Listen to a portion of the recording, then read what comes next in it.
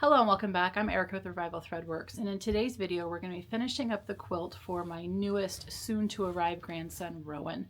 My mom and I started making a quilt for Rowan a little while ago as kind of a throwback to a quilt that she made my oldest son when I was pregnant with him back in 1993.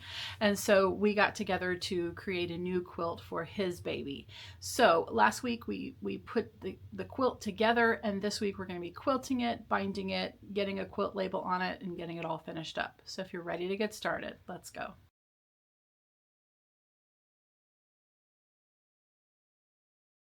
Okay, so now I have the whole quilt basted. I have spray basted it, and as you could see in the video, I did use the little pool noodle method that I've seen on several Facebook groups and online in various places. It did work a little bit better. Actually, not a little bit better. It worked quite a bit better, but I did still have a little bit of an issue, so it's just something I'm going to have to get used to.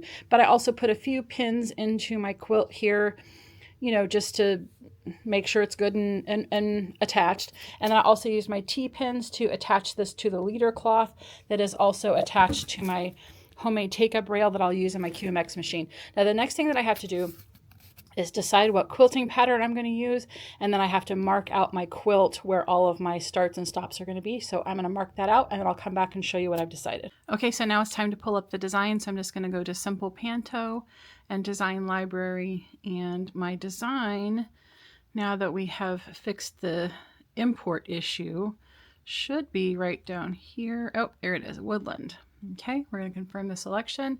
Now it puts it on the screen. We're going to go, and as I mentioned before, I don't know if I mentioned it in this video, but I've come to discover that a 5-inch panto is the height that I really like. So I'm just going to put it at 5. And I have also noticed that a lot of these designs, especially these ones from this gentleman on Etsy, they tend to be square. So once we get to 5, let's look and see. So we've got 1, 2, 3, 4 repeats at just about 20 inches. So that is almost 5 inches square.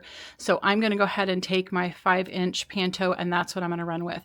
So now I know to mark my quilt with a 5x5 square.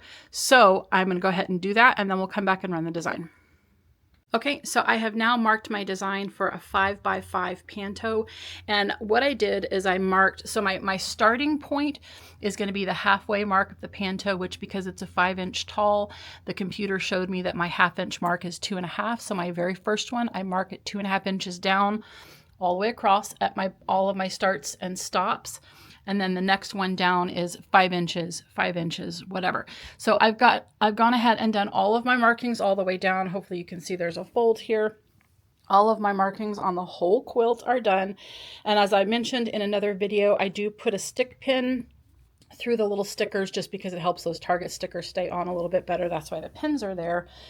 But I've got my quilt marked all the way. My quilt is 44 inches wide by 50 inches tall, so I'm going to have to do 2 runs across for each row, and then about 9 or 10 on the way down. I forgot to count my stickers. Should be 10, but, you know, give or take a little bit, and I will end up probably going over a little bit on the edges here, and then also a little bit over on the side, but I'm just going to let it go off. I don't have a problem. I do provide the video with the math worksheet for those that need to stay within a specific size, like if they have a border or something like that. I do not have borders. I don't like borders. So there's no border for me. So I am totally fine going off the side. Anyhow, now I'm going to go ahead and load my quilt, and we're going to start running it. So before I set the design up for quilting, I did wanted to do a very quick little video, or a quick little clip, and show you how I set this up. So for those of you that have QMX, I get asked a lot how I set it all up, just because I use the bar. So if you can see here, the bar is just sitting there on the little hook thingies that we made, and then the magnets that I use to put the bar in front, I've just got right here, and then of course I've just got magnets along here. Now there was a viewer that had asked me a while back why I don't use side leader cloths. She said that when you use side leader cloths, it really helps keep the backing nice and taut. And she was absolutely right. So now I'm using a side leader cloth. I don't remember your name. I'm so sorry if you're watching. Thank you so much for saying that to me. And I do want to reiterate that I'm still very, very new to this whole thing as far as quilting and using a machine like this. So if you have tips for me, I am all ears. I want to hear it. Just tell me. Just, obviously be kind, please. But just tell me, tell me, tell me. I want to know all the things. So if you have any tips or tricks for me, please tell me.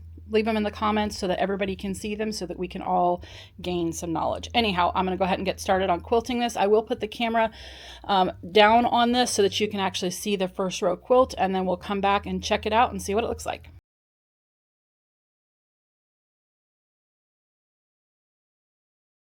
So the first row has finished, and I think it came out really, really, really adorable.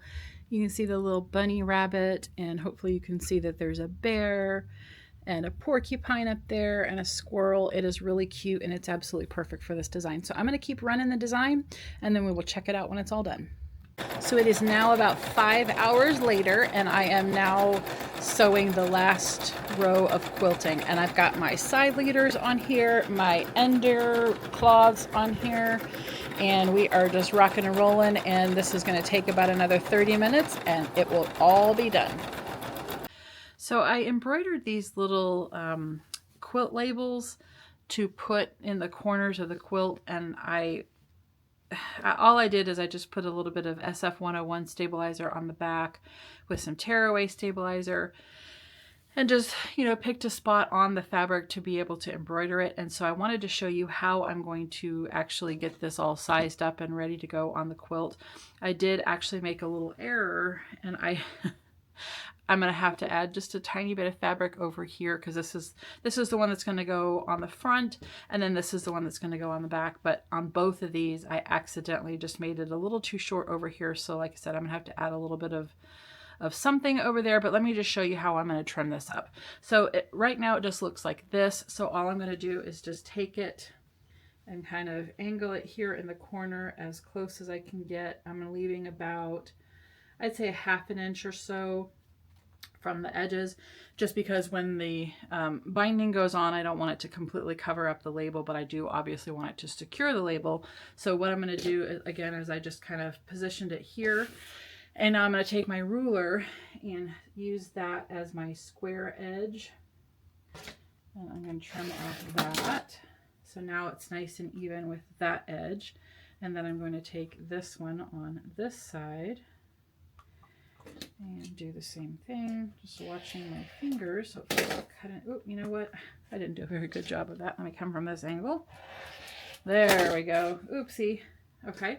And then what I'm going to do is just take this off, and I'm going to take a ½ inch from the top of this and cut that off. I'm going to get my quilt out of the way. Just measure ½ inch from the top of those letters. And like I said, I ended up doing this on both, so I'm going to end up having to sew just a little piece there, just to, make it nice and make it a nice little triangle. But I will put these pieces in the corner before I add the binding, so that way they'll, be a nice little label. What I'm going to do, though, just to tell you how I'm going to finish this up, I'm going to go ahead and take my scraps here, and I'm going to take that SF101 off. Just like that, and I'm going to go ahead and label or put this on top, and I'm just going to do a quick little stitch across the top, just so that I can do a top stitch on it, and it has a nice backing, so that way there's nothing that we need to worry about there. But anyhow, I just wanted to show you what I'm doing with my little labels. I'm going to finish these up and put them on, and then the next thing that I'm going to do is add the binding. Now, I did end up finding a problem on the back. So first off, this is what the quilt looks like all quilted. I think it came out pretty darn fantastic. Hopefully you can see here over the letters and over the dark pieces, you can see that panto come out really, really nice. Like especially in these, you can see the bear and the porcupine and the bunny rabbit. It just came out so wonderful. But let me flip it over to the back and let me show you what happened on the back. So when I was trying to piece the back, and remember I was explaining to you that I was using the blocks that my mom made, and I got them all squared up and everything was great. The one thing that I did not have is more of this ivory colored fabric. I only had enough of the dark green fabric to be able to quilt it make the backing. So what I didn't realize is that I was going to completely lose this corner of those squares when I added it to this dark green backing. So if you're looking like from this view here, literally it just looks like some stair steps, not in the way that I was intending. So what I'm probably going to do is take some embroidery thread and hand stitch a few X's on these corners. I'm just going to do one, see how it looks, because I want to try to highlight that block just so that that corner of the block doesn't get lost. But now that I'm ready to choose the binding fabric, so first off, let me just kind of show you what the back looks like. I think it came out so great. Hopefully you can see this quilting. I did use a dark green on the back and then the ivory on the front. So being that this is, you know, you can still see the ivory obviously came through, but I think it looked really, really good. Hopefully you can see. It just came out so, so cute, even on the back. Anyhow, now that I'm going to determine what my binding fabric is going to be, I have to decide if I want to have this fabric, which is just this fern fabric. I'm pretty sure I have enough. So I'm going to try to figure out if I want to have the fern fabric or the dark green. And frankly, you know what? I think I want to have the dark green. Anyhow, I'm going to make my binding, get it sewn on, and then we will come back and check out the quilt when it's all done.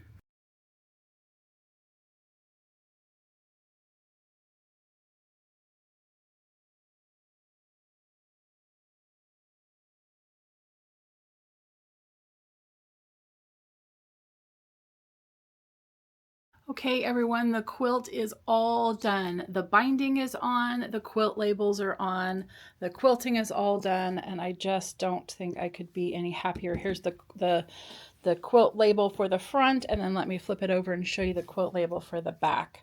So this quilt is going to go to my grandson, Rowan, who is not here yet, but he is due to arrive in just a few weeks. And I just had so much fun making this quilt. It was so wonderful to be able to make it with my mom.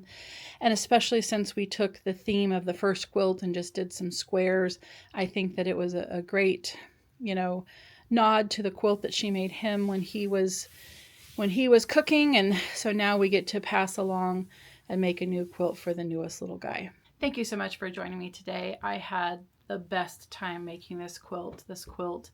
I can't tell you how many times I cried making it. Just that whole connection between what my mom made for my son and now we get to make the same thing or something similar for his son. It was just a full circle moment that I will remember for the rest of my life. And I hope that Rowan feels that love as he gets wrapped up in this quilt once he gets here. He's due to arrive just in a few weeks, so I'm really, really excited to meet him. Anyhow, if you enjoyed this video, please like, share, comment, subscribe. All those things really help my channel to grow, and I really, really appreciate it. I hope that you guys have a wonderful rest of the week, and I will see you next time. Thanks for watching. Bye-bye.